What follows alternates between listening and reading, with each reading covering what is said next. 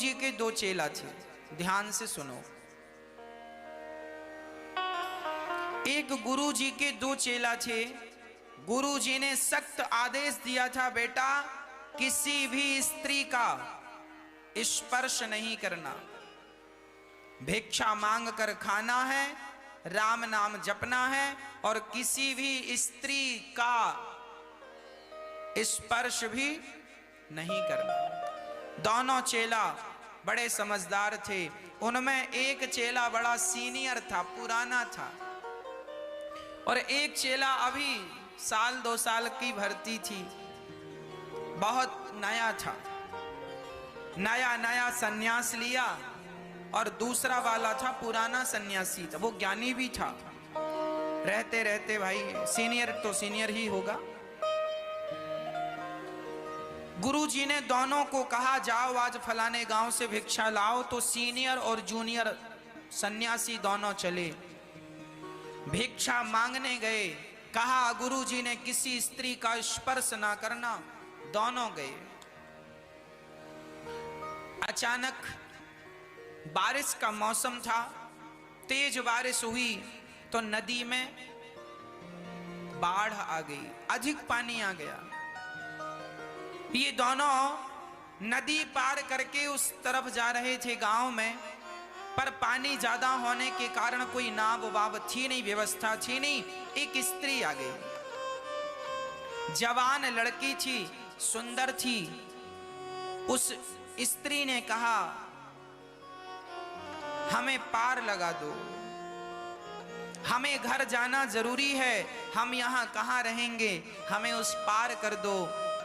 अब ये सन्यासी, गुरुजी ने बिल्कुल आदेश दिया है कि किसी भी स्त्री का स्पर्श नहीं करना, और वो लड़की मदद मांग रही है कि हमें उस पार कर दो।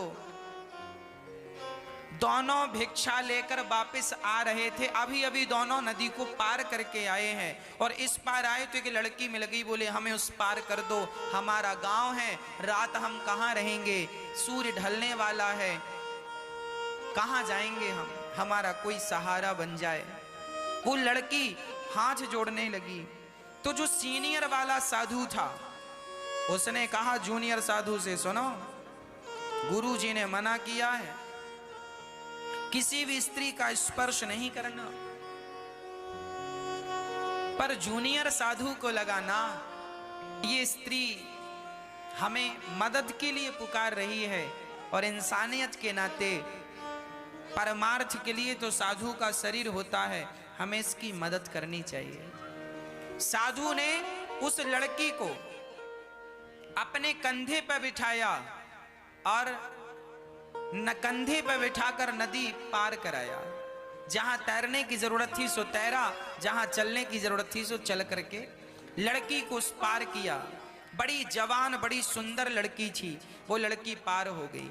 साधु उसे पार लगा के आ गए। अब वो सीनियर वाला साधु वो बड़ा बिगड़ गया। क्यों?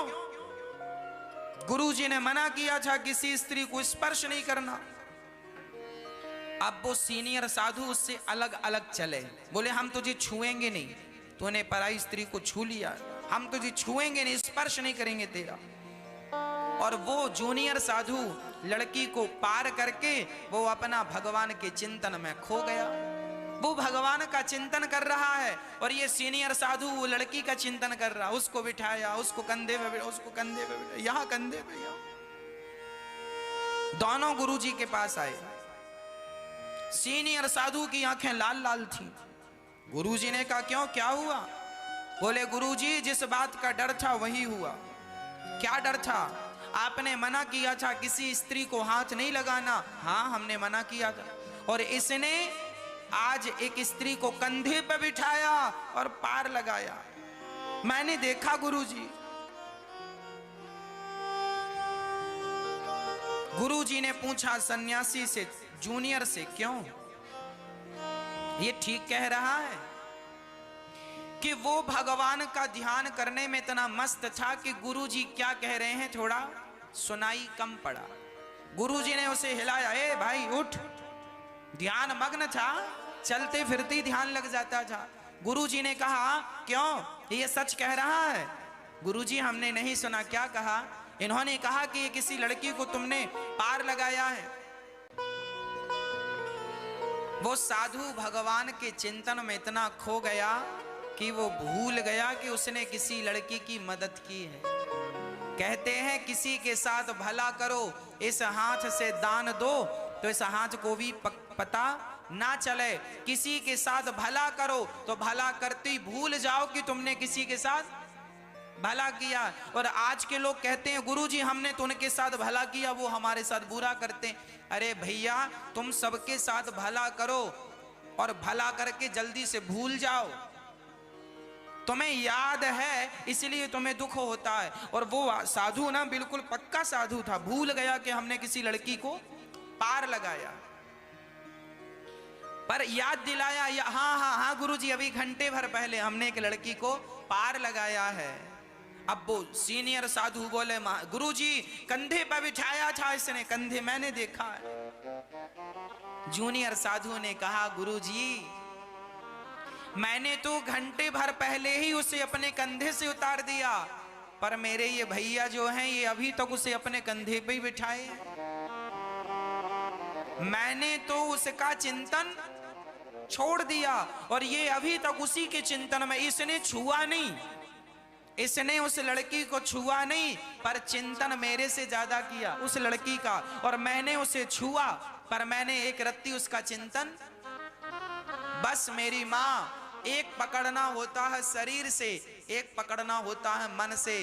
संसार को शरीर से तो पकड़ा करो, मन से तो केवल भगवान को पकड़ के रखो।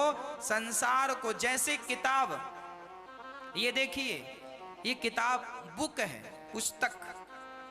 ये देखिए बाहर ये कितनी किताबें हैं बोलो? एक। ये देखो एक है ना, एक है, पर इसके अंदर देखो पन्ने अलग अलग। ये है एक, पर इसके अंदर सारे पन्ने अलग अलग हैं। कोई पन्ना किसी से चिपका, कोई कागज किसी से चिपका नहीं है। बस मेरी माँ, बाहर से तो एक रहो, सबके साथ परिवार के साथ एक रहो, पर भीतर से जैसे ये पुस्तक के पन्ने सबसे अलग अलग हैं, उसी प्रकार आप भी अपने जीवन में सबके बीच में रहकर सबसे अलग अलग रहो। भगवान से एक बने रहो, भगवान से जुड़े रहो, भगवान से जुड़ाव बना रहे। ईश्वर से नजदीकियां हो, मन की नजदीकी संसार से ना हो, मन की नजदीकी गोविंद से हो। और तन की नजदीकी संसार के लोगों से है तो कोई आश्चर्य नहीं। आप किसी स्त्री का, किसी पुरुष का आप यदि अधिक चिंतन करेंगे तो आप ये समझिए कि आपने अपनी खोपड़ी में उसी को बिठा रखा है और वही आपके भजन की बाधा है। भारत जी जैसे महाज्ञानी एक मृग का चिंतन करते हैं और मृग के जाल में फंस जाते हैं, प्रेम जाल में, मृग के चिंतन में खो जाते हैं। इसलिए आपकी दुर्गति ना हो, दुर्दशा ना हो, इसलिए आप किसी भी प्रकार से संसार में आसक्त ना रहो।